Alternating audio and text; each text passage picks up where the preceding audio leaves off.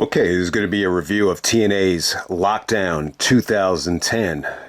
Every spring, I try to do a couple of lockdown reviews. This is one of the ones that's missing.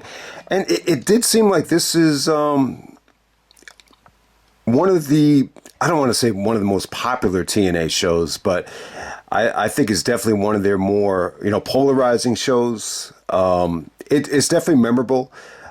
This really comes off like it's one of those TNA shows, and they've done a lot of them where they get really criticized. The booking gets, demolished. But you'll find these kids in the crowd that 10, 15 years ago on the comment section say, this is one of the best nights of my life. So this is just another one of those situations where it's definitely a memorable show, very polarizing as well. I think more than any other TNA pay-per-view that exists, I think this was the nail in the coffin, and for a lot of people, it felt kind of like a different company to a degree. It didn't necessarily feel like TNA. I would definitely say this feels like, Hogan and Bischoff really, getting the keys and just kind of, making this into their own promotion. The four-sided ring is another example of that. But hey, we're going to go all the way back to April 18th, 2010. This is from, St. Louis, Missouri. The exact location will be the St. Charles, Missouri city in the Family Arena. Only get an attendance here of 3,023. Yeah, kind of a disappointing turnout. And it looks like the buy rate, couldn't find an exact number. It looks like it did around 20,000 though. So that's way down from Lockdown 2009. Usually Lockdown did the best. Like when you look at the pay-per-view buy rates, from when, in the TNA's glory days, I've stated this before, but, Lockdown, did better than Bound for Glory. I mean, it's close, but, Lockdown's numbers are actually consistently better than Bound for Glory, when you go back to 2005 to 2009. But at this point, yeah, I think a lot of people had just kind of given up on the company in terms of some of the smart marks that would, consistently order Lockdown, whether it be WCW nostalgia or whether it be, homegrown TNA talent. But let's get right down to it, man. I didn't think it was an awful show. I was a little bit more negative on it at the time. If anyone watches True Slayer's review, this was his final straw. This was his last time watching it. He gave it a pretty good score. I mean, there's definitely some good stuff on it. But the feeling coming out of the show was a bad feeling. It was definitely a bad feeling. I think this is really the first blemish, I think, on Hogan's career. This TNA run, just by the ending of the show. But we'll talk more about it when we get to the end of it. But yeah, it left an awful feeling. I think for a lot of people that just loved, the original concept of TNA. But the first match tonight, we have Rob Van Dam taking on James Storm.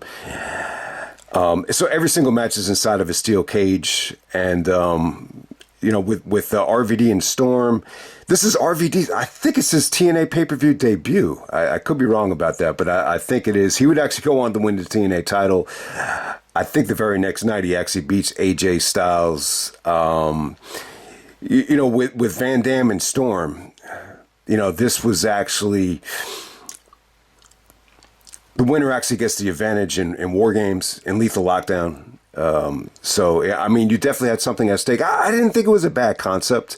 It definitely gave the match some meaning. I thought RVD looked good here. Him and James Storm had a solid match. Van Dam gets bloody. Storm spits beer in his face. Van Dam ultimately ends up getting the win, but it was good. I mean, it was fine for what it was. It was cool to see RVD, wrestle twice on the show. He was very adamant that he just didn't want to get burned out from wrestling a lot of dates. So I could see why he wanted to do double duty here. You could kind of, get double the payday, for, just one date. So it did make sense. But yeah, RVD comes out with his theme music from if anyone remembers the RVD TV, show that he did while he was retired, he kind of just used that song as his theme music here. So, he would win the TNA title the next night to beat AJ, which, looking back on it, I'm not crazy about that decision. I'm a huge RVD fan, and it came out that Hogan was really, pushing for it and behind it. So, there's a lot we can say about it, but I think the important thing is I think it was a little bit too soon. I think I would have preferred a lot more, build up for it, and something just seemed off about it. I don't know what it was. I think overall RVD and TNA was somewhat of a disappointment. I don't think he really wanted to be there. I think a lot of people just, said this at the time that, he was just really there for the money. The limited schedule with him winning the title, I think it really caused like a lot of problems. But in retrospect, I wish it could have, if RVD was going to win the TNA title, I just wish it had been done. I just wish it would have been handled better. Maybe a little bit more build up. You want to make it feel like he earns it. I think if you're going to do RVD and AJ Styles, that deserved a lot more build up, a lot more promotion instead of just the way that they did it. I mean, it's really a weird situation. I'm just like, it's cool that Hogan is a huge RVD fan. It's like, wow, that kind of surprises me. I think a lot of it had to do with weed. Hogan was a big, druggy weed guy. So, I think RVD's love for, 420 and marijuana, had a little bit to do with it. And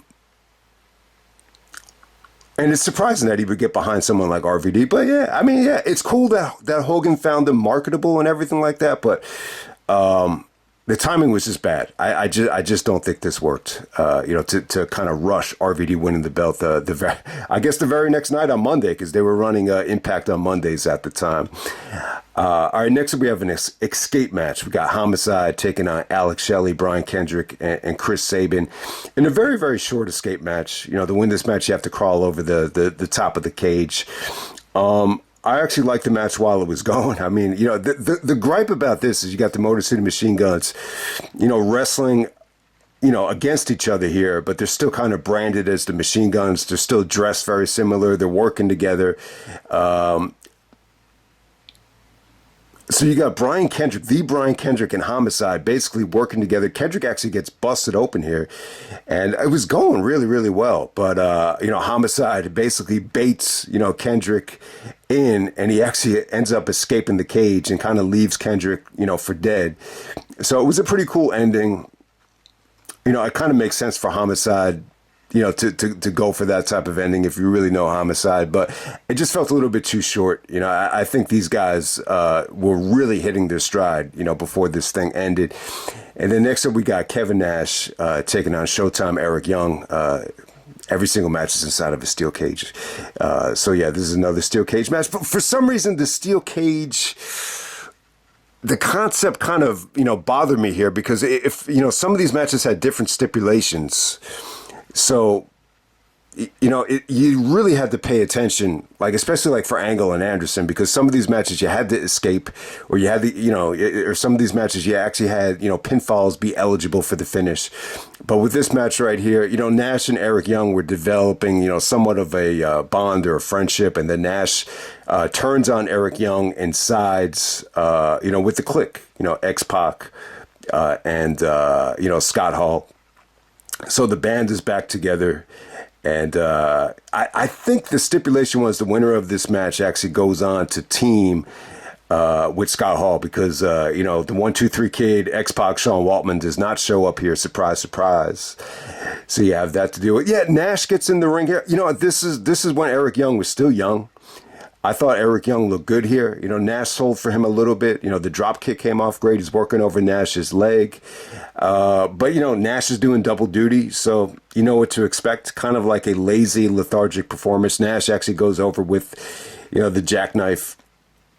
So it didn't overstay its welcome. But, I think the idea of Nash actually wrestling twice on a show with this much talent it's just kind of a negative recipe right there. All right, next up we have the TNA Knockout and the TNA Knockouts Tag Team Championships on the line. Very similar to the Backlash, 2001 stipulation, where if you get the pinfall, you become, world champion or a tag team champion. So in this situation here, the beautiful people at the time are Madison Rayne and Velvet Sky, and they're coming out there with Lacey Von Erich.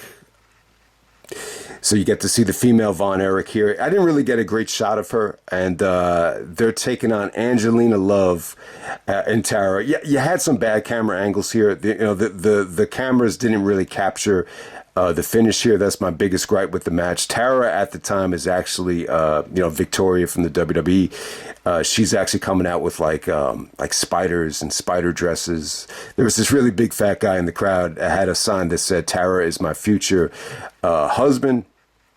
Or my future, my future wife, and Tara kind of embraced him. Kind of like that girl from the Wonder Years that collects spiders. It's almost like a weird, sort of fetish right there. I don't know what it is. I was not a big fan of this match. Angelina Love is a babyface here. I mean, I thought it was going well. I mean, I like Angelina Love, like looking back on it, but the finish. Behind the referee's back, Lacey Von Erich gets involved and attacks Tara, and Tara actually gets pinned. I believe it's by Madison Rayne. So Madison Rayne becomes the TNA Knockouts champion, and the beautiful people are still the tag champions. So after it's over, I mean, you would expect Angelina to get pissed at Tara for giving up the pinfall, but Russo's booking, so they give us sort of an opposite situation with Tara actually attacking Angelina Love. It was very forgettable, a forgettable knockouts. I can't say it's like the worst, knockouts match I've ever seen. I think we've seen worse, knockouts stuff at Lockdown, but this was one of the weaker things of the show. So we're going to move on to the X Division Championship match. She actually had Doug Williams, miss his flight. There was something going on in Iceland where he wasn't able to transfer over. So you had guys not making the show. Eric Bischoff is actually late, which I think that was on purpose. I think that was kayfabe. But the Doug Williams and X-Pac, Sean Waltman appearances, they just weren't able to make the shows for whatever the reason. And so this is Kazarian taking on Homicide, taking on Shannon Moore. The crowd was kind of dead for the entrances here. I wouldn't say anybody was really over. It was kind of just there at first, but they busted their asses, man. This is a great three-way match. Kaz actually wins the X Division Championship with the Deadeye. At the time, no one really knew what the move was. They just called it like a reverse pile driver. So it came off cool.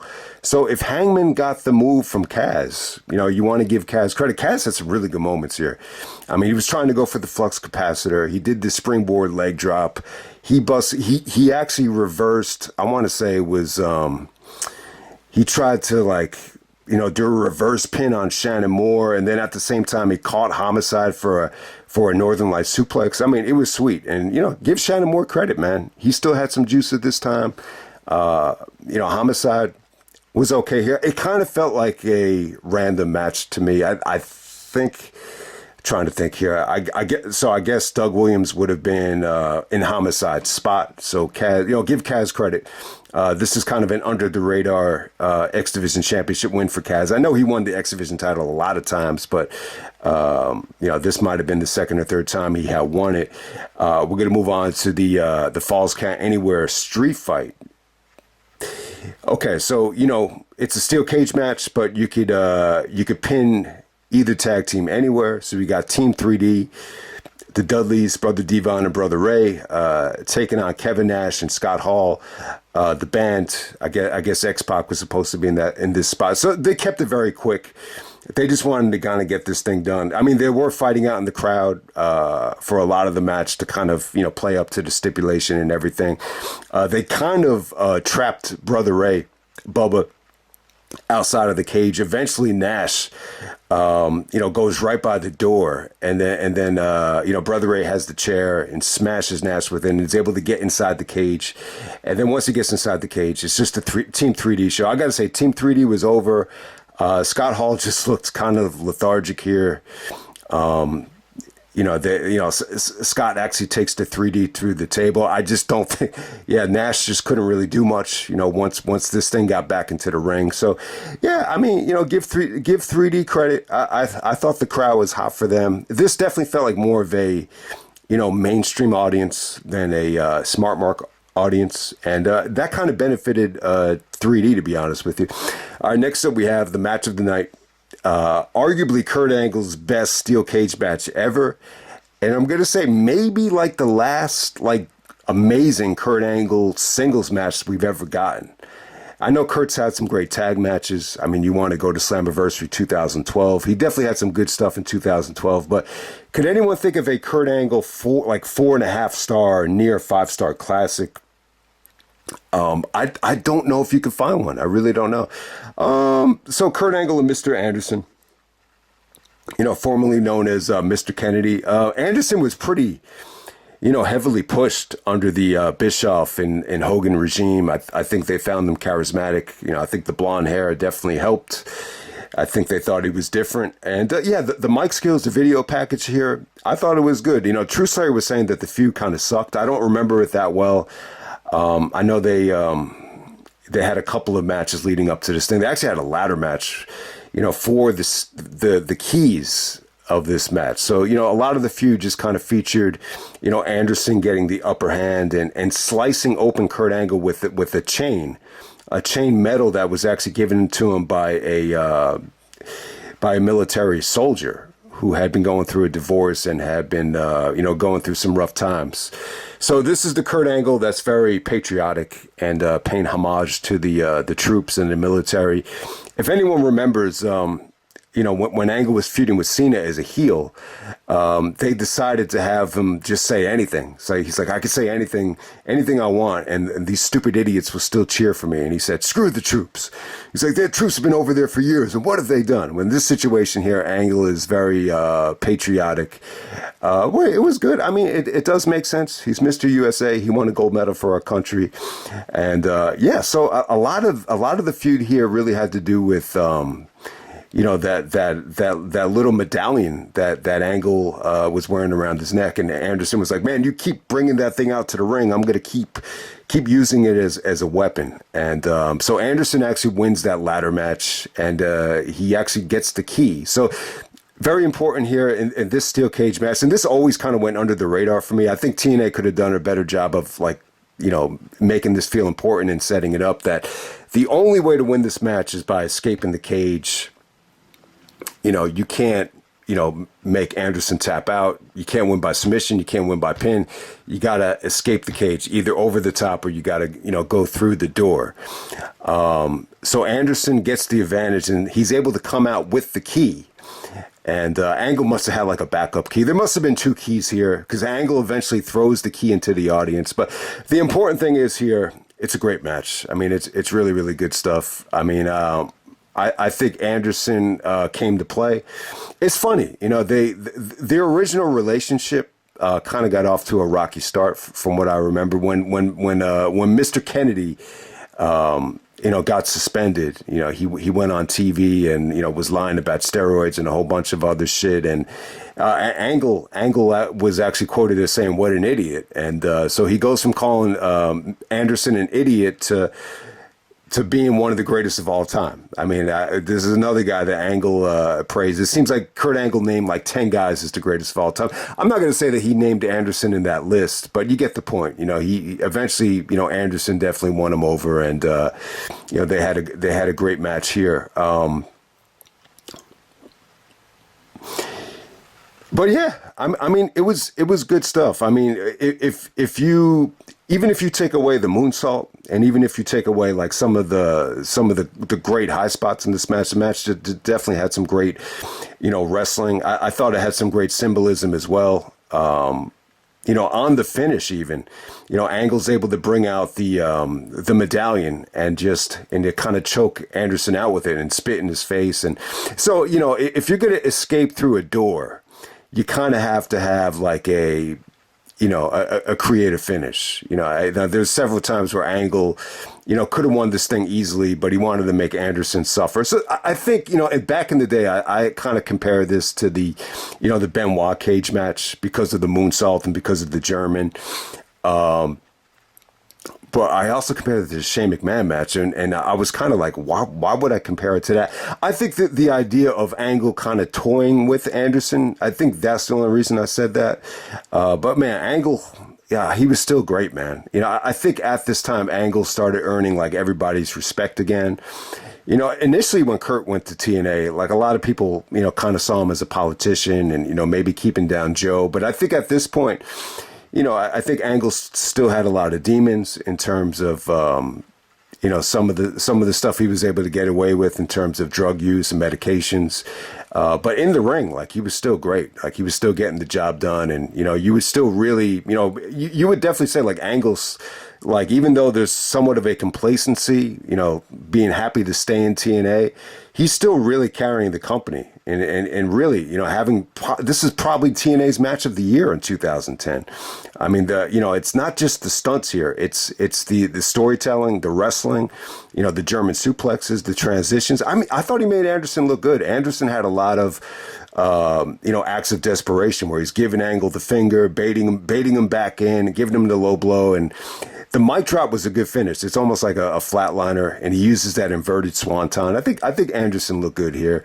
I definitely think he could have been a little bit better in terms of, finding a better finisher. And, I think he always could have improved. To me, Anderson was a little bit more flash than wrestling and in terms of like technical ability. But man, great stuff. I mean, Angle's moonsault, for him to do the moonsault at that stage was pretty damn cool. I mean, it came off great. The camera angle, picked it up over the top. So it had a cool camera angle. And, it didn't feel like as life threatening as the WWE one. I think in TNA, the steel cage doesn't feel like it's that high up. It doesn't feel like it was that devastating of a drop. Like when Angle did it against Benoit, it felt like it felt like suicidal. Like, put it like that. And then they do the German spot where, Anderson is trying to escape after Angle threw away the key. He actually throws the first key out into the crowd, and then Angle tries to do like he basically German suplexes him off the top rope. But if you notice this time, like he makes sure that they don't land on the necks. Like Angle kind of like leans to the side. Even Anderson, it's almost like he rotates and lands on the side instead of landing on his neck. So it was cool. It was creative that they did that again. Angle even said that was the worst bump like he had ever taken. The stupidest part about the steel cage match. It wasn't the flying headbutt. It wasn't even the moonsault. It was the German off the top rope, which is definitely like suicidal. Like when you look back on it, it's a rough move to take. But yeah, man, overall, I thought it was good. I like the stuff that they did with the key. I know it's kind of weird that Angle had a second key out there, but it really is tough to create like a satisfying finish if you're just gonna walk out the door. But I think they did it. Anderson's like all choked out, and he's all bloody, and he looks like he's passed out. Angle gets on the mic and, very graciously, thanks the fans in St. Louis, and says he's going to take some time off. So yeah, I think Angle was out a couple of months, but his presence was definitely missed. I still think this is one of Angle's like last great years. So yeah, I would definitely say this might be Kurt Angle's best match in TNA. I think it's definitely debatable. I mean, I wouldn't put it at number one. I would go with one of the first two Joe matches. He had some really good matches against AJ. Even the one from Impact from January 4th. I think you got to put that in contention as well. Angle had a great match with Nigel, Desmond, Wolfe. So I want to give that match credit as well. But yeah, I mean, you could really argue that this is TNA's best match of 2010. You could argue it's Kurt Angle's best TNA match. And I will put it above the Benoit match, the steel cage match. I think the one negative of the Benoit match, on Raw is it felt like it was a little bit constricted in terms of time. That was an era where, a lot of television matches just, didn't get much time. But this really got the green light to deliver. Angle is just a wrestling machine here. He's all bloody as well. So they made Anderson look vicious too. I think there were some ups and downs with Anderson. I don't think I would have ever booked him as champion.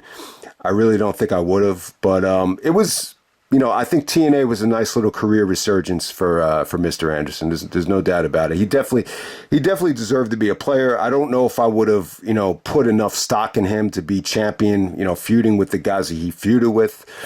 Yeah, I mean, look, it's a shame that he got fired from WWE. I think the bigger problem was the inconsistency, the inability to stay healthy, the weird, injuries. But, he was going around at this time wearing a shirt that said, people are fake.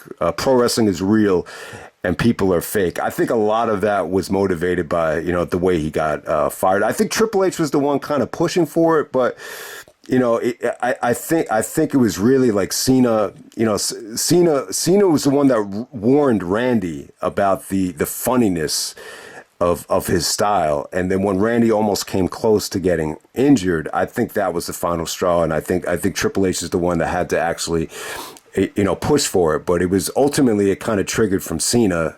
Cena's big injury, leading up to No Mercy 2007, where we got robbed of that would have been classic last man standing match. Next up, we have the TNA World Title match. We got AJ Styles with Ric Flair taking on the Pope, D'Angelo Dinero. If anyone forgets about the Pope, this is the same guy as Elijah Burke, who CM Punk is very good friends with. And yeah, looking forward to revisiting Punk and Elijah Burke from Judgment Day, where I think maybe they stole the show. But we get Pope winning the Against All Odds. It was like an 8-card tournament. He actually went over Mr. Kennedy in the finals there. That was not a very well-received show. But the bottom line is Pope had a lot of charisma at the time. All right, so this version of the Pope is very, very polarizing. You got guys like Punk that were saying that this guy was, a pain in the ass to deal with. I don't really know why. I think he was a good wrestler, man. I think he was a good athlete. Definitely great on the mic. Pope is pimping. The fans were definitely split here between Pope and AJ, but I want to give a shout out to the Pope on the mic. I thought he was awesome, man. I thought he had a lot of charisma. Who he reminds me of, and the time is perfect. He reminds me of Deion Sanders, like he really does. So, got to give credit to Deion. I mean, just by the charisma, just by the style of promo, it feels a little bit like Deion. Deion had a load of charisma. He played baseball, played basketball. I'm sorry, he played baseball, he played football, and he actually rapped a little bit too. He had a rap song called "Must Be the Money." He would wear shades. So I think that this Pope character, it feels very much prime time.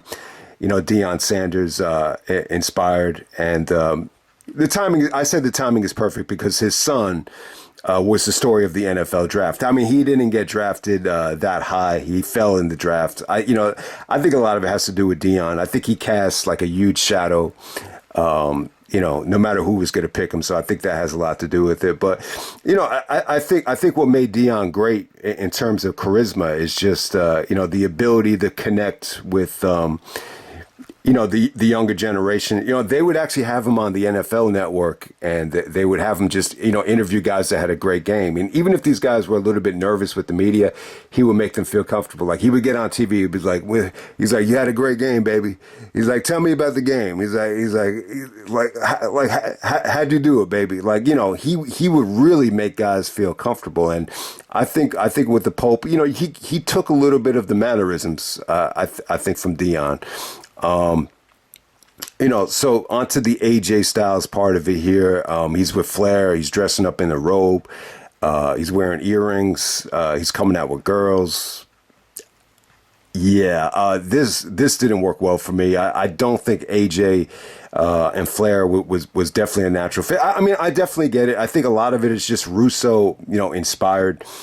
I think, Russo always saw AJ as like a cocky heel. AJ has gotten a lot of compliments for his looks.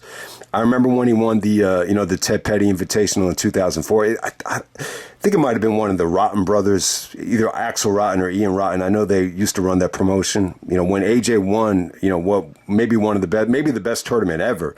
He said, you are a handsome son of a gun, something like that.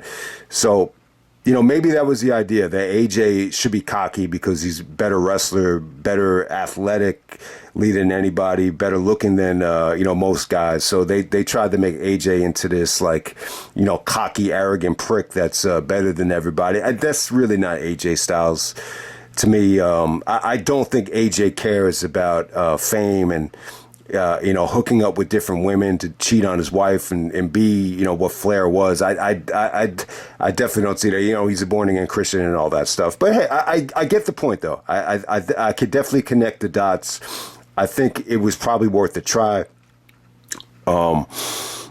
Considering how decorated AJ is in TNA as well. I mean, you wanted to try to elevate his mic skills and bring him up to another level. So he did some like dirty attacks on, the Pope's leg here. So they built this up for months. Pope, wins the tournament at Against All Odds, and he's going to get the title shot here. So it felt like a big match. I'm seeing here that Hogan's getting a lot of the criticism for, Pope actually not winning the belt here. Apparently, he was supposed to win in this spot, but they pulled the plug, and it doesn't happen here. So if Hogan was really negative on Pope, beating AJ in this spot, then why would he win the tournament? So at least they had the sense to push him. And it definitely felt like he caught on here. There was definitely dueling chants. You had a Pope is pimping chant. You had AJ Styles chants. They were really into Flair too. Flair and Hebner get into a shoving match, before this thing even starts. But, the actual match, the criticism that this match gets is that it was a little bit too abrupt with the ending. Like it made Pope look like shit. They had built it up for months, and then after the finish is over, it feels like it's a waste. It felt like it was a waste to build up because there's really nothing that Pope. It felt like there was really no out for Pope here. It felt like he couldn't really bounce back from it, other than you just go back down to the bottom of the card and work your way up again. There was really nothing about the finishing stretch here that made him look like he deserved to be in this picture, or the championship was going to be in any sort of any sort of light at the end of the tunnel. But the overall match was good, though. I think there was some good stuff about it. So my biggest knock against this is that it feels like it's kind of weird, to see AJ as a heel, bouncing around and, doing lariats off the top of the cage and, doing the springboard 450. It's a little bit weird. But at the same time, AJ's champion. It's probably the biggest pay-per-view that they've had in a long-ass time. They built it up for months. So you want to utilize the argument for it is you want to showcase AJ at his best. So you definitely had some good back and forth. I think Pope was good. I think he was good. I thought he delivered a hell of a code breaker. It looked really cool. He capitalized on some of AJ's, hit and misses with some nice Oklahoma rolls. He delivered a beautiful DDT. The knock on Pope was that he wasn't like an amazing wrestler, but in this match here, I thought it was good enough. I thought he looked good. This is an example of a black dude that had, great charisma, great athletic ability. I actually like him. I do like him. I mean, there's another side to it. I'm sure Punk alluded to it as well. I don't know. Maybe it's too much of an ego thing, but yeah, I really enjoyed it, man. I enjoyed watching him back here. He does remind me of Deion Sanders in terms of just the microphone work here. So I enjoyed that. The finish is a little bit stupid though. AJ's getting frustrated. He actually goes outside the cage and steals a pen from the cameraman and ends up, sticking the dagger into Pope's face and, hits him with a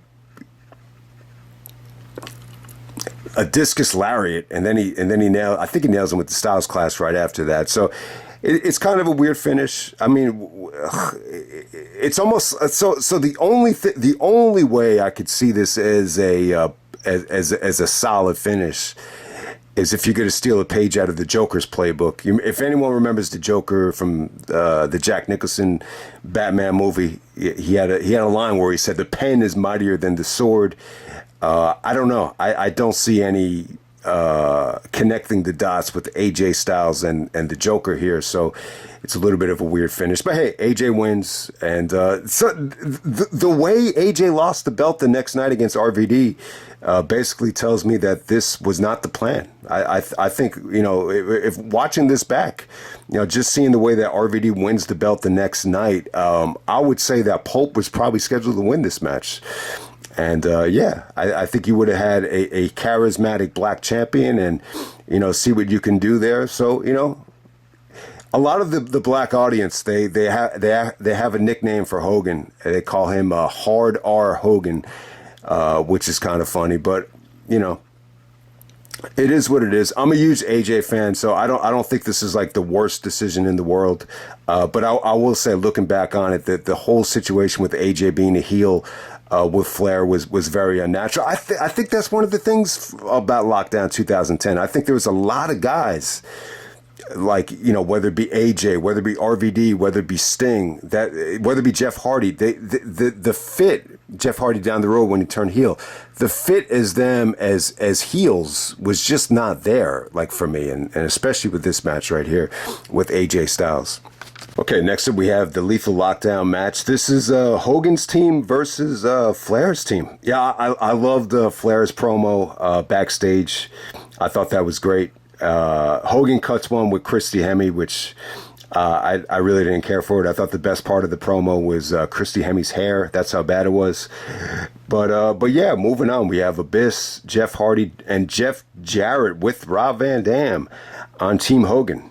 So yeah, Hogan and RVD. This is during their very, very weird love fest, and they take on Team Flair, who's actually Desmond Wolfe, as Nigel McGuinness is Desmond Wolfe, James Storm, Robert Roode, and Sting. So yeah, I forgot that Nigel lasted this long in TNA. He ends up taking the pinfall here from Abyss, which very anticlimactic ending. I would definitely say from what I've seen, this is probably the worst Lethal Lockdown match. I thought you had some good stuff here for the most part, but I think the ending stretch, especially the finish, it felt very anticlimactic. And I think the biggest knock on this match is that Sting just felt out of place. Sting as a heel directing traffic was just tough to watch. I didn't like it. I didn't like the big Jeff Hardy. I don't know what why all the Jeff Hardy dick licking or ass licking came from, and especially in this match right here, they give him that kind of star treatment. I just thought that kind of felt forced as well.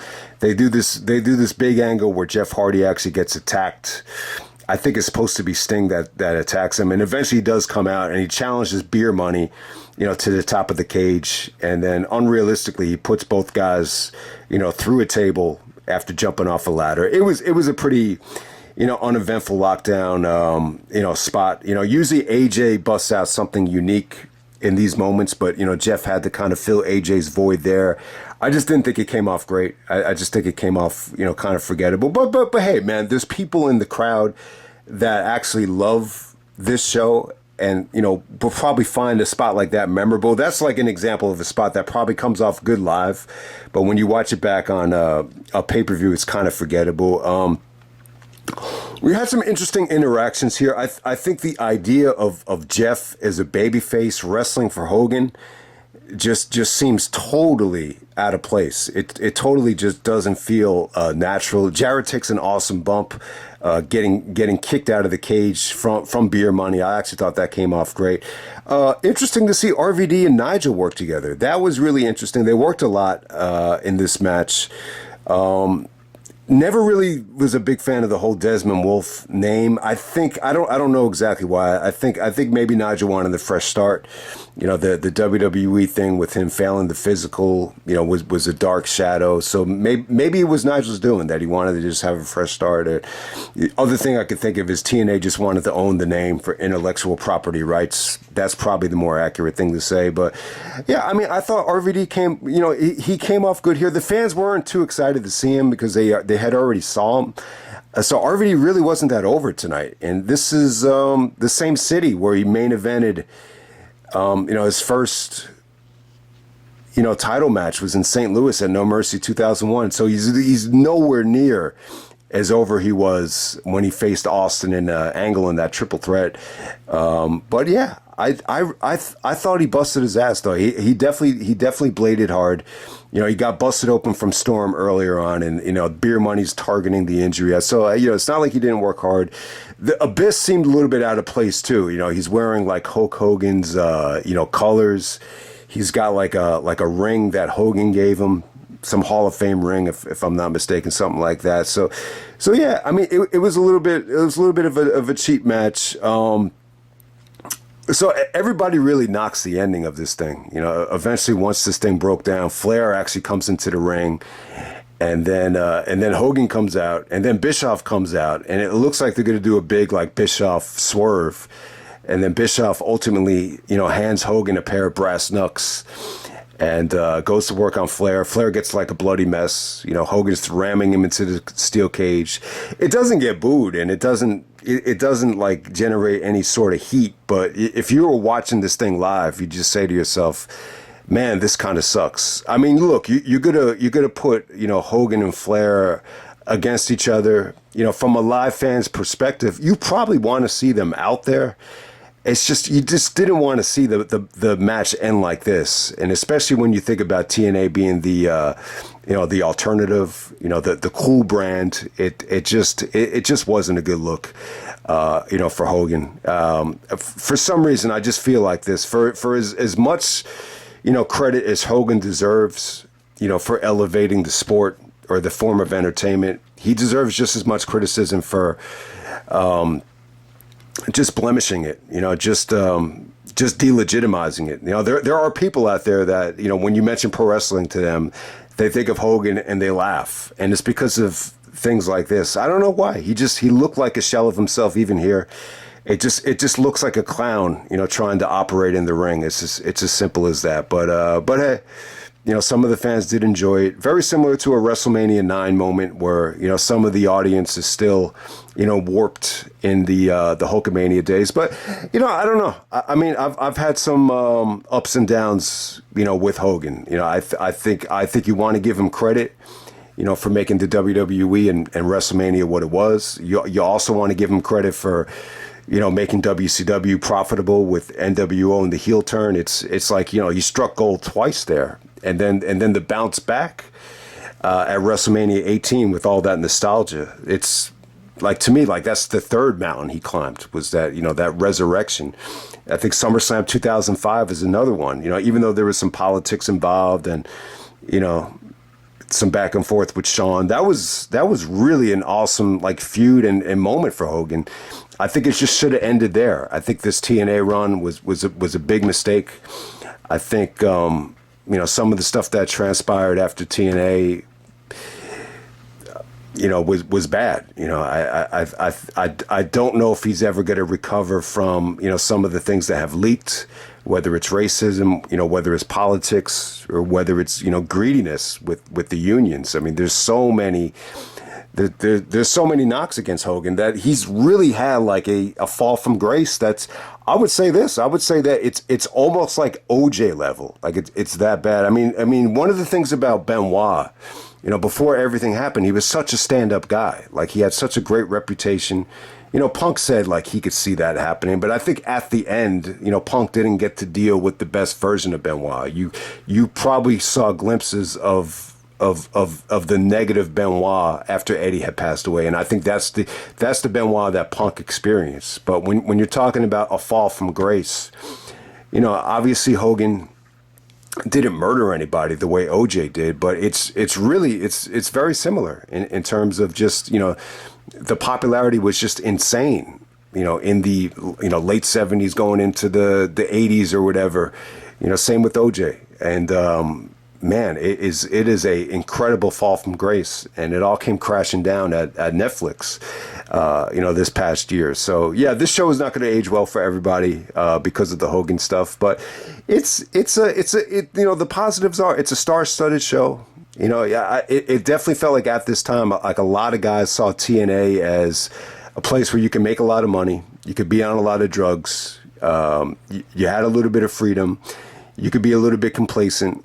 And it was all good. You didn't have to worry about the ramifications of being, under Vince McMahon and under the strict rules of the advertisements and the wellness policy. So it was definitely an interesting time. I think Angle was complacent at the time in terms of, being reluctant to clean up his act, but he's still like a great wrestler though. So it's a weird combination of a lot of different things going on at once here. I think the combination of, at the time, I think Hogan is hired as a consultant, and a very powerful consultant, obviously. He could put the title on RVD, because he wanted it, and that's what happened, even though it was the wrong call.